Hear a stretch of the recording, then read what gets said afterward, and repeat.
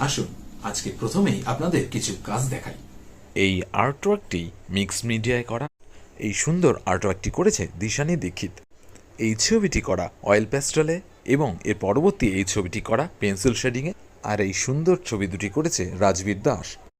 আর এটি একটি অসাধারণ ওয়াটার কালার পোর্ট্রেট যেটি করেছে সম্রাতা দাস।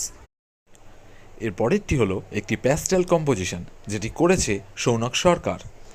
ওয়াও, এটি একটি ছোট্ট সুন্দর ল্যান্ডস্কেপ, আর এটি করেছে আমাদেরই খুদে স্টুডেন্ট শিরজা পাল চ্যাটার্জি। আর এই সুন্দর পেন্সিল শেডিং পোর্ট্রেটটি করেছেন সোমেশনা হালদার। প্যাস্টেলে আঁকা এই সুন্দর মোড়কটি এঁকেছেন আমাদের স্টুডেন্ট নন্দিনী ভক্ত। আমরা কিন্তু এখানে শুধু আর্টওয়ার্ক দেখলাম না, আমরা বিভিন্ন মিডিয়ামে কাজ দেখলাম। আর্ট তৈরি করার বিভিন্ন মিডিয়ামই আমাদেরকে বিভিন্ন ভাবে প্রভাবিত করে। কোনো মিডিয়াম অ্যাংজাইটি কমাতে সাহায্য করে এবং তারও সঙ্গে সঙ্গে আমাদের একাগ্রতা অর্থাৎ ফোকাস খুব জোরালো হয়। বিভিন্ন মিডিয়ামে কাজ করার ফলে আমাদের ধৈর্য অর্থাৎ পেশেন্স বৃদ্ধি পায়। তার সঙ্গে সঙ্গে হাতের লেখাও আমাদের খুব ইমপ্রুভ হয়। এর ফলে আমাদের মেমোরির অ্যানালিটিক্যাল পাওয়ার বাড়ে এবং তার সঙ্গে সঙ্গে আত্মবিশ্বাস অর্থাৎ সেলফ কনফিডেন্সও বৃদ্ধি পায়। আরো হিউজ বেনিফিট আমরা আর্ট লার্নিং এর মাধ্যমে পেয়ে থাকি। আর সেই বিষয়ে বিস্তারিত ভিডিও পেতে কমেন্ট সেকশনে আপনারা বেনিফিট লিখে আমাকে কমেন্ট করুন।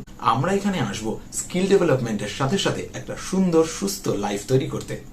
আপনাদের জন্য নতুন সুযোগ অর্থাৎ ইলোরা আর্ট একাডেমি এখন অনলাইন ক্লাসও প্রোভাইড করছে, অর্থাৎ অফলাইন এবং অনলাইন দুটো মোডেই আমাদের ক্লাস পাওয়া যাবে।